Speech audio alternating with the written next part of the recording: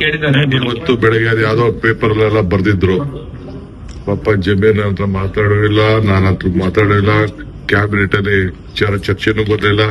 ನಾನು ಕ್ಯಾಬಿನೆಟ್ ಮುಗಿಸ್ಕೊಂಡು ನಂದೇನೋ ಕುಟುಂಬದ ಕೆಲಸ ಆಯ್ತು, ಅರ್ಜೆಂಟ್ ಅಲ್ಲಿ ಹೊರಟೋದೆ. ಅದು ಬಿಟ್ರೆ ಬೇರೆ ಯಾವ್ದು ಇಲ್ಲ ನನ್ಗೆ.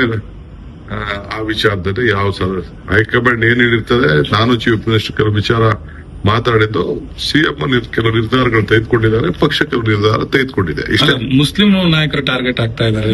ನೋ ಮುಸ್ಲಿಂ ಕಾಂಗ್ರೆಸ್ ಪಕ್ಷ ಮುಸ್ಲಿಮ್ಸ್ಗೆ ನಾವು ಸಹಾಯ ಮಾಡಿದಷ್ಟು, ರಕ್ಷಣೆ ಮಾಡಿದಷ್ಟು ಪ್ರತಿ ಒಂದು ಸಂದರ್ಭದಲ್ಲೂ ಕೂಡ ಬೆನ್ನೆಲುಬಾಗಿ ನಿಂತಿರೋದು. ಬೇರೆ ಯಾರೋ ಹಿಂದೇನೂ ಮಾಡಕ್ಕಾಗಲ್ಲ, ಮುಂದೆ ಅಷ್ಟು ನಾವು ನಿಂತ್ಕೊಂಡು ಅವ್ರಿಗೆ ರಕ್ಷಣೆಗೆ ಅವ್ರನ್ನ ಸಹಾಯ ಮಾಡಿದ್ದೀವಿ. ಒಂದು ಸೀಟ್ ಅವ್ರದಲ್ಲ, ಸೀಟ್ ಅದು ಈ 30 ವರ್ಷ 40 ವರ್ಷದಿಂದ ಶಿವಶೇಖರಪ್ಪ ಕಾಪಾಡ್ಕೊಂಡು ಬಂದಿರೋ ಜನಸಂಖ್ಯೆ ಇತ್ತು, ಕೇಳೋದ್ ತಪ್ಪಿಲ್ಲ. ಅವರೆಲ್ಲ ಜಮೀರು, ನಜೀರು, ಜಬ್ಬಾರು ಎಲ್ಲ ಒಪ್ಕೊಂಡೇ ಸೀಟ್ ಕೊಟ್ಟಿರೋದು. ಫಲಿತಾಂಶ ಬರಕ್ಕಿಂತ ಮುಂಚೆ ಹರಿಬರಿಲಿ ಡಿಸಿಷನ್, ಈ ರೀತಿಯ ನಿರ್ಧಾರಗಳು ಚರ್ಚೆಗಳಾಗ್ತಿದೆ. ಕೆಲವು ರಿಪೋರ್ಟ್ಸ್ ಬಂದಿದೆ, ಆ ಪ್ರಕಾರ ತೀರ್ಮಾನ ಮಾಡಿದ್ದಾರೆ.